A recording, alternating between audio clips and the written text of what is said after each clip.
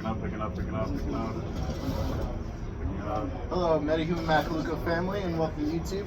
Today, I'm privileged to have none other than Spacelord Juno onto the podcast. Spacelord, how are we doing tonight? Doing good. And, not in a weird way. You don't have to. Like, everyone always asks me, like, is Spacelord all in the thing? And it's more of a, like, where I'm from. But Juno is the normal name. Juno's the normal name. I just happen to be a Star-Lord from space by way of Boston, Massachusetts. Got you. Yeah. Okay. What started your career? What got you? So, if I'm being 200, the inspiration for everything that I do in DJing is from, like, the PS2 Toonami era. Okay, that makes sense. If you ever, like, see me play, you see my visuals, and you see, like, the samples I use, they're all the old Toonami, like, you know, inspirational speeches, like, a lot of it's, like, Outlaw Star clips, Gundam, like, how I got my start for a lot of it was, like, my favorite, like, PS2 game, like, amongst Kingdom Hearts, all the other cool PS2 games, was this game called SSX, and it was a snowboarding game, and, like, that was, like, my childhood home play. You know what I'm saying? Like, my dad played it, brothers played it, everyone played the game. Okay. And genuinely, that game took up so much of our lives, but the soundtrack was all EDM. So growing up as, like, an alternative black kid in, like, New England, I would just listen to the soundtrack and, like, this is all really cool. And, like, they'd have little clips from the voice actors. One of the voice actors was a DJ, and he played, like, the main character I did. So, like, you get into those games, like, that's why. Do you remember the EA Sports era of like early games? When it was one of those it was one of those kind of soundtracks. So like, it was pumped in, curated, it was done well. So that was like my big introduction to like, this is what EDM music sounds like. This is what breaks electronica. Is that why you like almost? You're like one of the few people that really do jungle sets. Yes, like that's exactly where that comes from. Like. Video games, like a lot of video game sounds is like within my wheelhouse. So that's kind of the stuff I enjoy. But I also don't want to be like a chiptune DJ. Like, you know, you have people that like playing video game BGM and stuff like that. And like, believe it or not, I play a lot of video game stuff that people don't notice. Like, I've dropped like Cult of the Lamb songs. I've dropped. Well, I feel like you really got to play Cult of the Lamb to really know about it because it's a banger. It's a banger soundtrack. It is a banger soundtrack. It's Cult of the Lamb. What's another song? The Pokken Tournament soundtrack has like low-key house vibes. Yeah. Like, I play the tutorial music sometimes, and it's like a straight house banger, and no one knows it's from Pokken Tournament. Have you played any of the most recent Tekken games? I'm grinding Tekken 8 as we speak. I just reskinned one of my Heihachis. Okay, I feel that. It all plays so fast though. I wish Tekken music was good to fit into my sets. It just like never does. There's a lot of songs that I wish I'd be like, this would work. You know what I'm saying? Like, well, I mean, I feel like if it's not you, someone else is gonna end up, you know, sampling those songs. Yeah. And I'm surprised no one has it already. There's so many, like, sometimes you just kick off a Tekken game and you just let that menu music ride. Dude, and you're like, yeah, look at this. Nah, when Tekken 6 came out and they didn't even have like a real menu music, it was just the stage. Yeah. And we start off with Artificial Ruins. Dun, dun, dun, dun, dun. I also like to get on that. Are you a Soul Calibur guy? Yes. I'm a huge Soul Calibur guy. Like, I'm not, like, it's weird. Like, I was good at every other Soul Calibur. Terrible at the first one, nasty at the second one, eyed at the third one, dog shit, and now I'm alright kind of at the most recent one. 6? Yeah, like 6 is good just because it kind of went back to the basics. Yeah. You know what I'm saying? Like, so I'm a big Mitsurugi guy, so. Okay. So other than jungle, what are your other preferred genres of music? What I'm geared towards, like, whenever you see Juno is supposed to be, there's going to be an emergency. I don't know if the mic's picking it up. There's an ambulance driving by. I'll talk about the mic. Oh, 6, so I can't hear that? Oh, that's cool. Never mind. What? So, I truly, the Juno project, like, what I am is supposed to be, like, house and, like, footwork Jersey club and some breaks. You know what I'm saying? So I try to go for a danceable vibe. I try to go for groovy. But, so, when I started DJing, I was with a crew called HTO, and it was led by a guy named Wizard, Nick Baum, like, all these really cool, like, D&B DJs that, like, I was kind of like the little baby in, you know what I'm saying? Right. And like my boy Jackal, if you guys know me in my early project, I used to be part of a duo called Point Blank Range. And my boy XCon introduced me to these guys. Now, sorry to cut you off. I have to ask: is H2O still together? They're all kind of older. Like they're older guys. They have kids now. They have families. They still are making music. They still will DJ every now and again. They're big in the drum and bass scene. HTO is a bunch of they're a decent amount of guys. But like I realized like I was the younger one in the thing, and I wanted to branch out. Yeah. You know, so like branching out into other genres and like doing something like that, all while like the crew that taught you how to DJ is like not play drum and bass was like a very weird time. So it was like a very like it was like a growing experience to get into other things, you know. Now, when you with HTO, were they the ones responsible for getting you into promoting for Ultra and Team Underground? Yes and no. So Ultra and Team Underground are like very different stories, but Team Underground came later. So I used to be a bouncer. Let me move my phone. I apologize. I used to be a bouncer at a nightclub called Exit. Now, if you are like an old like Florida like raver, like one, I didn't have no business working there at the age I was. I was working there a lot. I was working as a bouncer at a very young age, like legal young age, but I was working as a bouncer at a young age. Right. But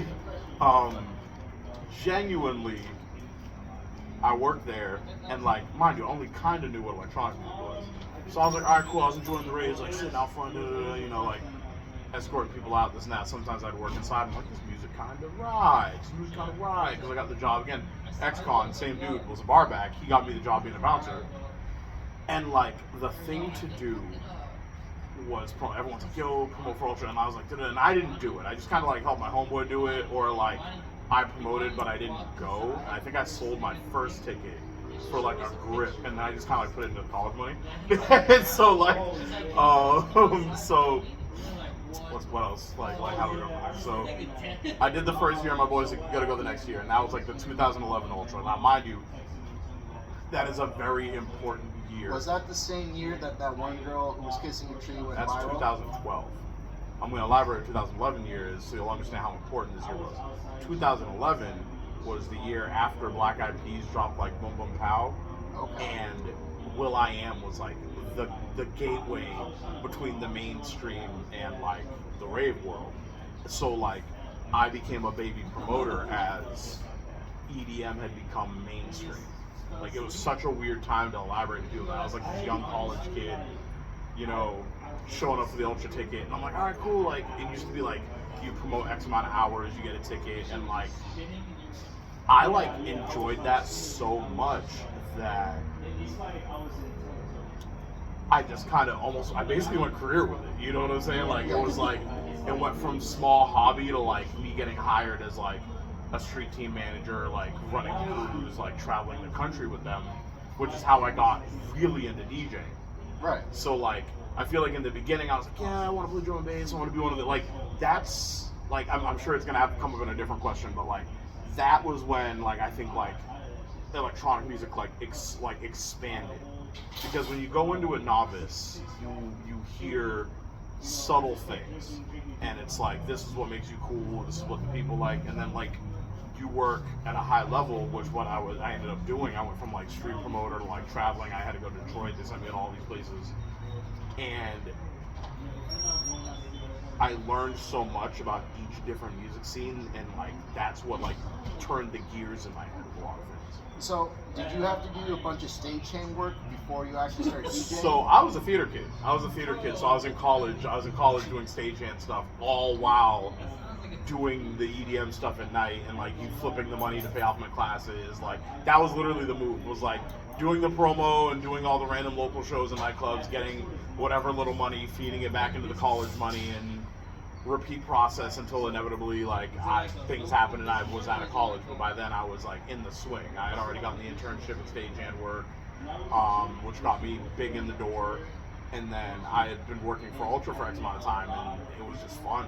And so like when like being in the festival game professionally for work, like as the EDM boom happened. Like David Guetta's working with Usher, Rihanna dropped Only Girl in the World. It's a weird, like, I don't like saying you had to be there because we were all there. Yeah. But it's like I was there when I think I have an understanding of what you're saying, because during this time period, a lot of people ended up, like you said, they had obsessions with David Guetta, Avicii when he was still alive, like, Martin Garrix when he fucking dropped Animals. Yeah, saying I was there live when Avicii dropped like all his hits, like at Ultra, like seeing the like 3 retirements of like Swedish House Mafia, like knowing that like I worked for a company that allowed me to see that firsthand was like insane. Right. You know what I'm saying? Like Skrillex's first and second Ultra, I was there at front row for him in 2012. Them bringing in Justice. Like there's so many like cool things that I was working at a festival for. And mind you, like they flew me around the country multiple times, so I was able to like go to multiple festivals and see like different things. But I got really, it got me really waist deep into like house music and footwork, because like there's something beautiful about like the love of a dance floor. Right. There's something wonderful about you ended your work week, your stressful work week, and you just needed to go out and just cut a rug. You know what I'm saying? Like you just needed to go out and just move them feet. You needed to sweat. You needed to live the life, whether it was by yourself or with your friends. Like there was something so cool about it. And like while I love South Florida, it was seeing it outside of South Florida and how it emulated back home that I was like, oh, I get it now. You know what I'm saying? Like I'm like, it has come full circle. So yeah, like that's a lot of the big things. Is there anything else? Is there anything I didn't touch on? So no, you're good. I was gonna ask, like, what was your favorite event or festival to have been at, or venue rather? Obviously, I'll always put Ultra at top, but they have sent me to some cool places, man. So, my favorite like festival doesn't exist anymore, and it was Mysteryland. Mysteryland was in the same place they threw Woodstock, like Bethel Woods, New York. Okay. And it's almost like telling the story of it sounds mythical, because Bethel Woods is like upstate. Yeah. So like high altitude, you get all of the weather. Like every day I was at that festival was almost like a different weather pattern. One day it was hot, one day it was... I'm familiar with that area. Yeah, they have a cave right there, and they let people in and out as like a little touristy thing. That's cool. That's super cool. I heard about it and I never got to go. But, it was mad cold, and they had cheese, so it smelled like fucking straight up cheese. That's so wild. Did it have like charcuterie, like, or was it just like just sold cheese? No, it was like cheese wheels, like big ass government cheese wheels. That's so wild. And they're just really letting regular people look at this and be like, "All right, guys, $20 per person." Just wheel, orb. So they kind of have like a small museum to Woodstock, but like it felt like one of those like weird festivals, because like no, not in a bad way. The festival every day started like 4 to midnight every time, but during the day they just had everything going on. Like they had yoga, they had like breakfast hour, like come hang out with these people and cook breakfast, come chill here, the little before parties, like. But it was really cool because they organized the festival by like, normally when you go to camping festivals, it's just like no man's land. Like you're in an aisle, like you got to figure out how I'm by this tree. Yeah. Mysteryland, because of the way the campgrounds are set up, it was set up in neighborhoods. So like it's a normal camping place, but like there's streets and they have little street names. So like you're able to tell a friend at the festival, like, hey, like we were staying on the corner of 3rd and Santiago, and I was able to just say that so that any of my friends at the festival will be like, oh yeah, we'll find you, and it was an easy find. Yeah. I'm like, we're the blue tent, 3 cents in, corner 3rd and Santiago. And people just walk up and find it. But like the stages didn't make sense, but it was cool for the stages that didn't make sense. You know what I'm saying? Like the live stage was like a pirate ship, but they had to move so many things just to get things to work. Oh, and it was like big high up pirate ship stage, but I'm seeing Ty Dolla $ign. Like I get to see like you know what I'm saying? Like early Denzel Curry. Like it was such a random like set of shows. You can never go wrong with Electric Forest. Electric Forest is really cool in Michigan and Rothbury, and where it feels like any other festival, it is like its own thing. Like I understand why Electric Forest has the following it has. Yeah. because like what's the word I'm looking for here? Like once you enter the forest itself, you're like stage, and then there's National Woods that has become like almost a mile-long art installation. Right. And it's just lights and glory. But it's all like natural, so it's respecting nature. Nothing feels like it's going to light on fire. Nothing feels like it's disturbing the wildlife just because that's how the state park is set up. But it's genuinely gorgeous. Like it falls like right in June, right in the middle of Pride Month. So there's always like a mile-long Pride parade that happens from the campgrounds into the festival and snakes all the way through. The live stage there is amazing. Like the culture of Electric Forest is awesome. But I'm just saying this to anyone watching this interview: do not camp by the RVs. It's not a bad thing. It's just that like they do all the after parties in the RVs, like official after parties. So like the festival will end, and like the committee of the festival will go to the RVs where all the local like crews have showed up. Like Team Underground could easily roll an RV up and just like have like a crowd immediately. You know what I'm saying? Like that's what it is. It's like you sit there and then it's like, you know, festival ends, you got Subtronics and all these like big headliners playing in the RVs. Half the festival is in the RVs, thousands of people, booming music. Meanwhile, it's 3 a.m. and you're trying to lay down in your tent. If you're trying to lay down in your tent and go the other way, you know what I'm saying? So like, there's that. But I don't know, working for Ultra was so different just because like I felt like I had seen the best, worst, and like people or parts of the scene like through working for Ultra. Like it was both extremely fun but extremely hardworking and like very serious for the things that went on, you know? So I learned a lot, I did a lot, I got a lot done. And it just overall profit. You know, so I enjoyed working with that company. I still like have a lot of ties with them. I've entered like an older part of my phase where like I'm focusing on like different things. So I haven't been able to dedicate like working for them and with them like I used to, you know? I got you. What were your best and worst memories working with all these festivals? Best and worst memories. Oh man, so like I think like the best memories are just like the amount of endless adventures and stories I have now. Like I have so many chaotic, insane, goofy, ridiculous tales that like I have experienced and like a handful of peers were with me to experience. Right. You know, and that's super cool.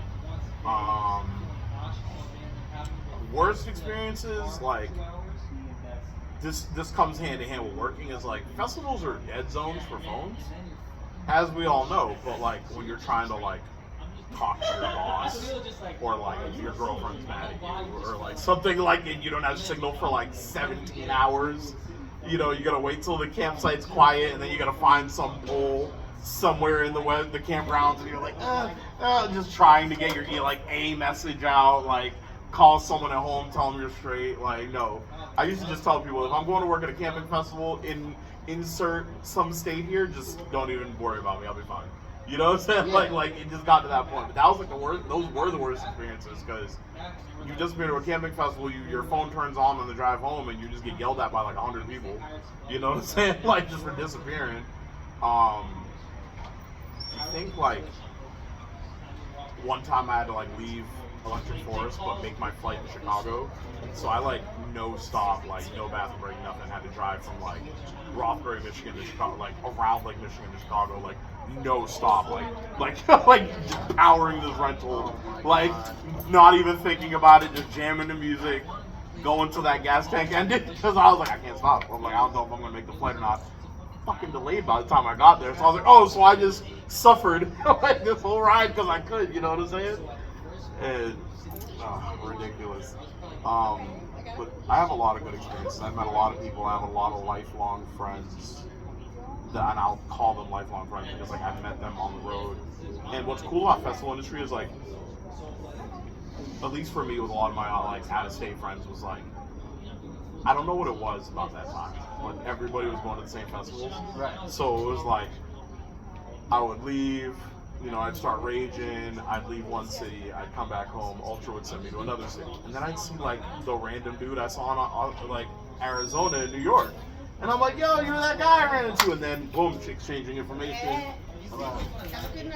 Exchanging information, and that's like the dude that I know now. You know what I'm saying? I'm like, that's my peeps. Like, shout out to Positive Vibe Tribe out in Detroit. Like, those are really cool peeps. Like, they do like the local scene out in Detroit, like Michigan area, Evil Chicago.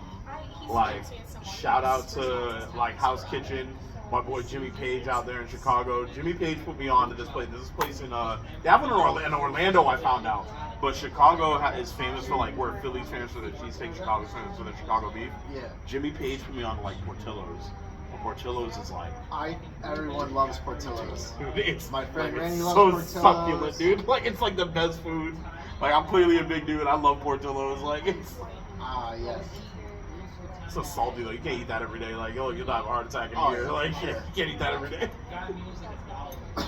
Excuse me. You're good. Now, as far as festivals and all these other crazy venues, how did you get involved with the anime scene, including Anime and GalaxyCon? So, it is a really, really funny story, and this is probably going to be a long question to answer. So, one, I've always been an anime weeb. As you can tell, I've always been, like, really into anime, really into movie stuff. Like, my dad is an anime fan, and, like, I think the funniest thing is like people talk about like owning the DVC box sets, but my dad was like a record everything guy. Like I swear I had the entire like Namek saga on recorded cassette tape because my dad just was like, nah, I gotta rewatch this. Like, you know what I'm saying? So like I grew up on that. I grew up near like a bodega video store, so I was able to get all the like edgy animes that no one would ever hear of that you can barely Google these days. You know what I'm saying? Like that was my favorite. Was like and like my mom knew what was up. My mom was like, these movies are crazy as hell, but like I'm gonna rent it for my kids. They'll probably watch it. And like there are so many animes that like I reference that I know like nobody has seen. You know what I'm saying? Just because I grew up in like a weird time. Yeah. So I did high school wrestling, right? And my friends wanted to be pro wrestlers, like on like some independent wrestling WWE stuff, and we got into it. And my friend started a backyard league, like shout out to ASPW, started a backyard league, and so like me and those boys, like those are like my crew, and like we hung out until some of them went pro. Now mind you, I didn't continue with wrestling. I went to college and did stagehand work, so I ended up running their backstage for their shows while they all went pro and they all went to like TNA, they all went to WWE. Like I have so many different wrestling friends in different places just from like learning the industry, working backstage at indie shows, doing sound and audio for shows while my friends were wrestling. And so a bunch of my close friends started doing FSCW, which is Fantasy Super Cosplay Wrestling, for what was SuperCon. And through that, some of them got high-end jobs. SuperCon became GalaxyCon, and GalaxyCon starts their side projects, which are Anime Nightmare Weekend, little things like that. So when that kicked off, I was doing the backstage for FSCW, backstage for their indies, and then like I think it was like I want to say it was 2017, where my friend was like, "Hey, we need a DJ for our raves at the conventions. Can you come out?" And I remember I was dumb excited. I hated my day job, and I just was like, "Yo, I'm gone for a week." I just did it. Just send me up, and they sent me to Raleigh, and Raleigh's like their hub show. So if you ever end up in North Carolina for GalaxyCon Raleigh, that's like their big show. You know, so they flew me out there, did the rave, and then like. Now, I know they're doing anime this upcoming February. Do they still do that up in Raleigh, or is it because they're They do it everywhere. They do it everywhere. Everywhere. They do it everywhere. GalaxyCon, what they do is they do shows in cities that either just lost their con or places that have been asking for a con. Like, believe it or not, like everyone thinks it's this wild game where like conventions show up and they monopolize. No, sometimes the city asks them.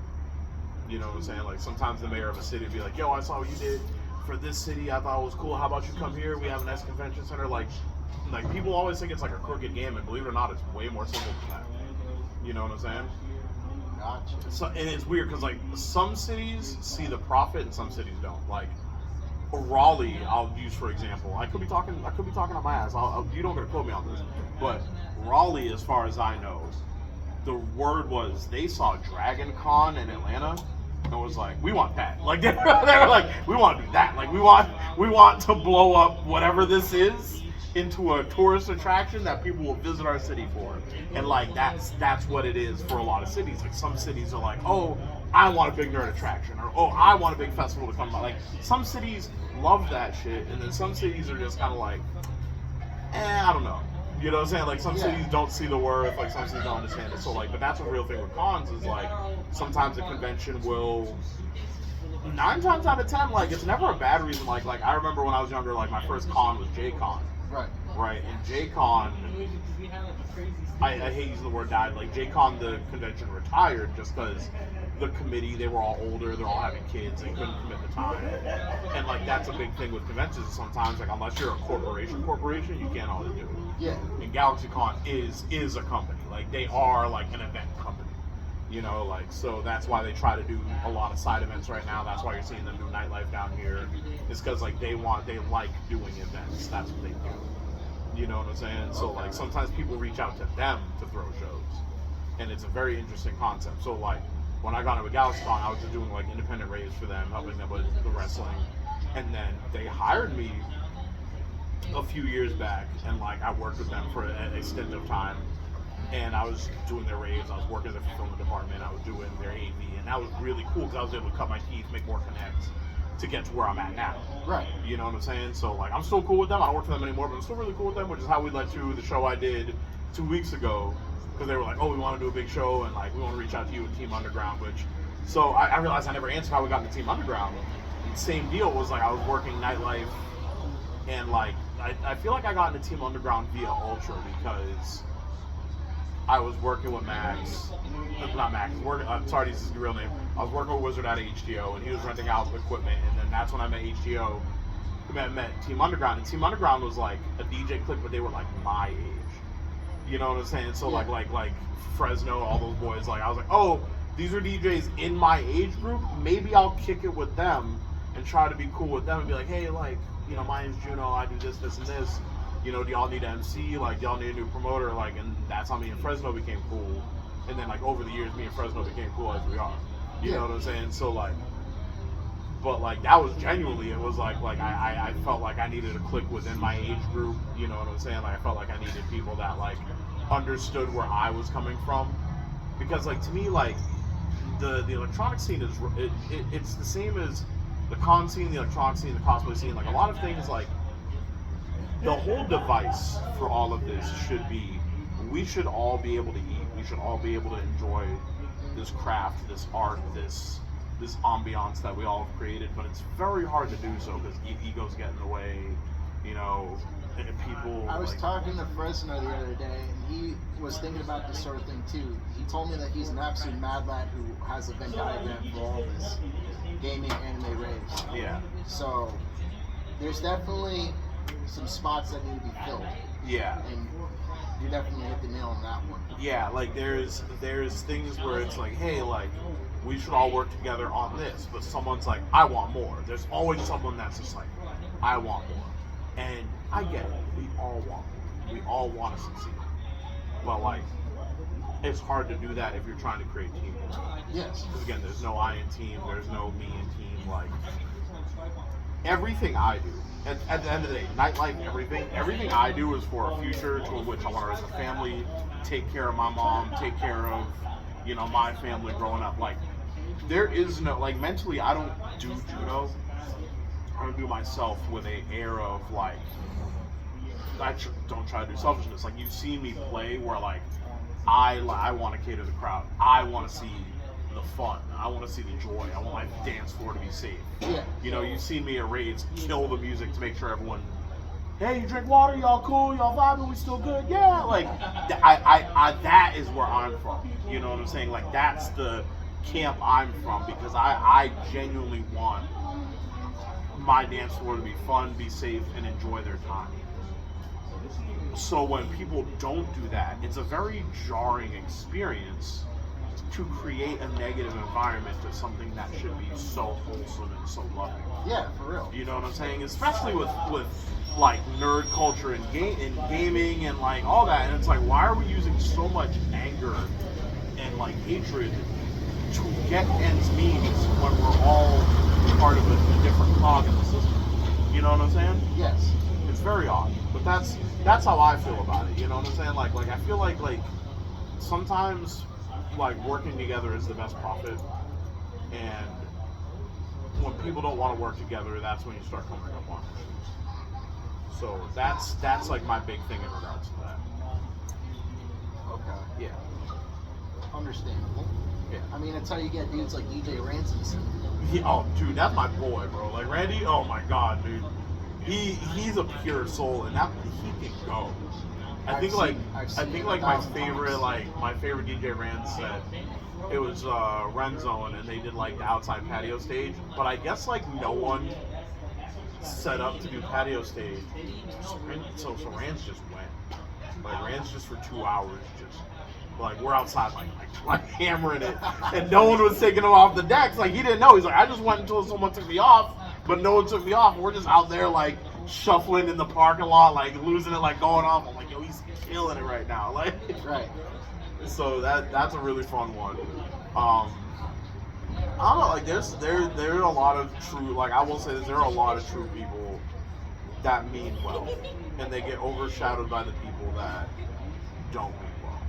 You know what I'm saying? Like, well, it's a fresh new year. It's a very fresh new year. We're only 2 weeks into it. Yeah. It's just one of those things. We just gotta let time set its course and let people do what they need to do. Absolutely. But absolutely. Not to get too personal, I do want to ask. I know you spoke of your favorite snowboard game, but what other animes and video games? So if you need to know, like before I go on to like more stuff, so I'll tell you what makes like my whole aesthetic. Outlaw Star. Okay. Old anime from Toonami. Blue Submarine #6, also old anime on Toonami. I had to find that was on Tubi after searching for it for years. Oh my god. Gundam. Everything about Gundam, because like I'm such a big like Gunpla like mecha dude. Godzilla is like my favorite anything about. Yeah, I have 3 kids at home that aren't even done. Like standing board and everything. So obviously DBZ, but I feel like that it's weird to like love Dragon Ball Z, but like everyone loves Dragon Ball Z. Is it really weird to love it though? Yeah, I know. It's like RP Kira Toriyama, like he meant a lot. Like I feel like Kira Toriyama's passing was like a blow. You know what I'm saying? I was like, the community as a whole. To the community as a whole. I was like, I still like don't know where to go. Like I'm watching Daima right now. I'm like, I don't know. Like I don't know. Like, God, I really like was a fighting game kid, but like all of my fighting games were like the same stuff. So like Marvel vs. Capcom 2 specifically, like the nostalgia of that. Like I remember playing that with my dad, and that's another soundtrack that like is insane. Like I wish that could be emulated in the house music. Like I'm trying. It's gonna be on the list. It's gonna be on the blog. I'm gonna watch me drop like a cave theme from Marvel vs. Capcom house mix. Like it's coming. It's coming, bro. It's coming. River theme, bro. Yes, dude. The like just the amount of jazz. Like the jazz. Nah, like the factory stage is pretty like high level too. Like it's so good. It's so good. Lost Odyssey. People don't know this game, but it's an old. I think it's an Square Enix game, but it was like this RPG, like Final Fantasy-esque turn-based game, and it was about like a bunch of immortals like fighting wars over time. But the storyline was like, guts out sad. Like I remember playing that at a young age. I'm like, what am I supposed to do with this? Like it was really good. Kingdom Hearts, obviously, Kinetica, Tony Hawk's Pro Skater, or Tony Hawk's Underground and Tony Hawk's Underground 2, like elite soundtracks. Me and Fresno just shoot back and forth about Tony Hawk songs, Tony Hawk games all the time. So like that's one thing. I really enjoyed. I'm not a football game guy, so like don't ever ask me to play Madden. I'm gonna tank it. But I really enjoyed like the old ESPN football games. You know what I'm saying? Like all the ones to the PS2, because I felt those were fun. NBA Street. Did you ever play NBA Street for the GameCube?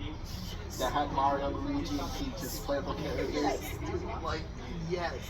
Like I have been very fortunate, which I'm sure as a gamer it's the same deal, for like if I never had a system, I had a homeboy that had the system. Like, I never owned the GameCube, but I know how to use that mofo because Smash Bros. And all the other games I had to pick up with the boys. Like, Nah, my dad was a huge video game nerd growing up as a kid. He was very big into Metroid more than anything. yeah, So because of him, I never really got into Legend of Zelda like that. right. You know, that's why you never really see me rock Legend of Zelda stuff. Like, so I have a brother in the army who's like a Legend of Zelda like fan. And like, I love Legend of Zelda, but I realize like you realize people that love Legend of Zelda are all the way fans of Legend of Zelda. Yeah. You know what I'm saying? Like, so I agree with you. Like, sometimes like I feel like the games I put time into were Ocarina of Time and Majora's Mask, and that was like it. You know what I'm saying? Like, I felt like I never got to pick up the other ones. I was talking about Breath of the Wild today, and I was like, the reason why I was talking about Breath of the Wild today, did you know Stone Cold like 100% completed Breath of the Wild? Stone Cold Austin? Yeah, Stone Cold Steve Austin, like, you were talking about it on this podcast, and it made me laugh. And I was like, wow, imagine burly Stone Cold Steve Austin just 100% sitting there for days completing His Breath of little the twink. Yeah, like, just, oh, it's so good. Oh. But it's another anime, like, so like we'll go into like the dark animes that like I grew up on. So like Tokyo Babylon, like these are all animes I knew I should have been watching at a young age. Like, hey, you want to like Wolf's Rain, like Paranoid Agent, like all these animes that were like, God, Paranoid Agent. they're so dark, but then it's like, here, 13-year-old kid, watch this. Like, learn about life and death at a very young age. Think with your brain, like. See, I feel bad because Paranoid Agent got put on to me by a YouTube poop. Really? Yeah, someone actually, whatchamacallit, it's the kid with the bat, Yeah. with the silhouette half face, Yeah. and someone put the Puppet Battles voiceover over it. Bonking Bonko. It's a like YouTube poop is next level for internet people. Like, if you know, like, only If you know, you know. If you know, you know. So I was really, you know what I also was like super into? Like Digimon. I was super into Digimon. Like, the Digimon movie is like still like turn of the century, like one of the best films ever made. It's the only, like, in the world of anime fight scenes, Digimon is the only place you can get your shit rocked to surf rock. Yes.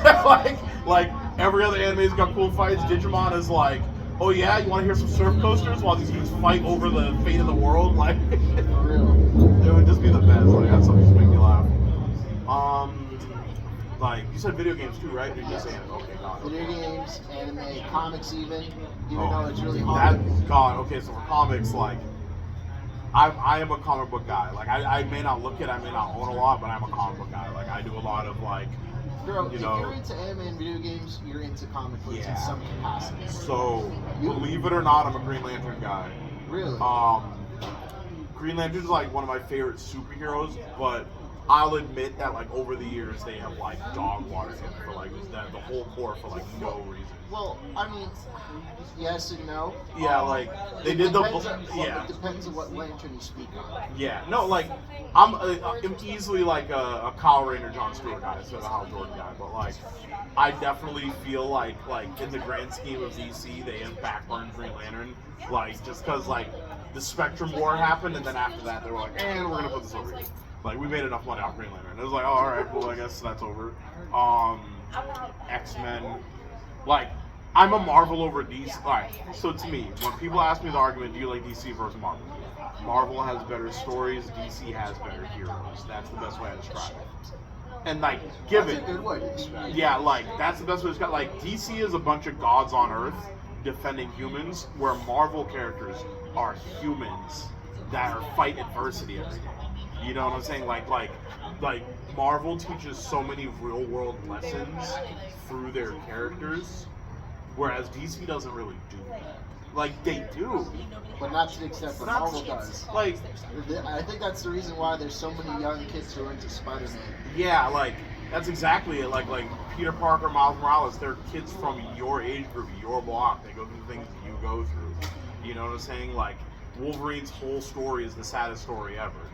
Doctor Doom is everyone's favorite villain because he's relatable. You get why he's pissed and miserable the way he is. You know what I'm saying? That's like, too real. Dr. Doom is literally me. Doctor Doom is one of my favorite villains because he's not wrong most of the time. He's just Doctor Doom. It's just Like it's his tone, you know. Yeah, like you Not- like you gonna respect me, dog. Like you No, gonna but respect me. Like he's like the only villain that steps in with the heroes. yeah, like he'll like Every crisis on because Earth. most villains want to end the planet somehow. Doctor Doom never wants to end the planet. Like, No, because his thing is, all right, I'm putting my country first, so that's the only reason why I'm here. With you guys. Pissed, like arms crossed, like mad he was summoned, mad you're even talking to him. Like foot dive. Foot dive. Foot dive. So like everything about the X-Men's amazing, even in all their mess. I believe it or not, like I love Captain America. It's such a weird thing. Like people are like, oh, Captain America's a born hero. I'm like, nah, man. You gotta read them. You gotta read them stories, dude. Like Cap be handling stuff that people think is crooked, and people be mad as shit at Cap. And Cap's just doing his job, bro. Like people be mad at Cap. Like I'm sure you watched X-Men '97. Like X-Men '97. I loved watching Rogue throw his shield. I laughed. But I'm like, damn, bro, Steve's just trying to do his job. Like, Steve. Now, another favorite Captain America moment was in one of the Avengers cartoons. Yeah. Where he's like, Spider-Man, I know who you are because I actually talked to the cops and firemen that worked with you, and you know, they're always saying that you're out here risking your life, not asking for There's thanks. a reason, Steve. Like, the big narrative of Captain America's story is the reason why. There's a reason why Steve Rogers is the only one that can Captain America. And they show it in the movie the whole nine. He's the only one willing to jump on a grenade. He's extremely selfless. Like that is who Steve Rogers is. So that's why you get people like U.S. Agent that are like, "Yo, I'm Captain America now," and it's like, "No, bro, not in spirit." You know what I'm saying? Just by a goddamn uniform, bro. Like, you know what I'm saying? Like, that's a big narrative. Like that's why people give Falcon so much flack. It's like Steve chose Falcon on purpose because he's like, you're selfless. You know when to make the right call. You know what to do. He didn't. He loves Bucky. He was like, Bucky, it's gotta be Sam. It's gotta be Uncle Sam for America. You know what I'm saying? Like that's like a very big thing. People don't know this, don't realize that. And I'm like, Steve's Uncle Sam. What's up? Hold on. But just a second. But genuinely, like, there's a lot of stuff that goes on in comics that are like really cool. Like, you know, it was like my favorite set of comic arc that people didn't realize was did you ever read like the Toxin arc of Venom vs. Carnage? Yes. So people like Toxin got written off. So I think Toxin got so like Toxin got written off so weird in Marvel when they like cooked easily. They were like, "Yo, we have a new symbiote hero," and I wasn't like, didn't Ditko like have he couldn't write any more story for him or something like that? Like I couldn't remember what made them not write any more storyline for Toxin, but like that was what happened. Like, but I owned that hard box. Civil War is some of my favorite works. Secret Wars 2, excellent works. Like, I love comics. Comics tell some of the best stories, and they're really good. Indeed. Yeah. Before we wrap things up, just a few more questions. Do you have any YouTube, SoundCloud, or Spotify links that we should know about? Spacelord Juno at everything. Okay. So what I will say this now, I am working on a year mix, like, because this year I want to take DJing very seriously. Okay. So like I'm gonna make like a Juno 2025 mix. Like that's coming. I'm not lying about it. It's not hidden. Would you do me a favor and actually send me those links so I can actually add them in the description? I will gladly. And do you have any other? Well, you already said part of it, but any upcoming announcements? I know that I'm trying to this next year is going to be all gas, no brakes. Like I'm trying to get music out there, my own music out there, trying to work on my own remixes, trying to get more mixes consistently. I want to play more club scene. I'm just tired. You know what I'm saying? So I want to do more clubs that I have access to the ability to. I want to shake more hands. I want to travel again. So that is the goal into the next year. Is that I want Juno to like be booked. Like I want Juno to be not household, but like I want to be. Well, I mean, hopefully people watch this video and they recognize. Yeah. So like that's the goal. Is I definitely want to DJ more going. And do you have anything you want to say to the audience? Any advice? Anything you know? I'm a very big peace purveyor. Spread love, spread joy, take care of one another. Be yourself. Don't lie. Drink your water. Drink your water and just be raw and uncut is the best way you can. Thank you, dude. I appreciate you Thank for you, coming Metahuman on. Macaluco. Thank you for everything, brother. Absolutely.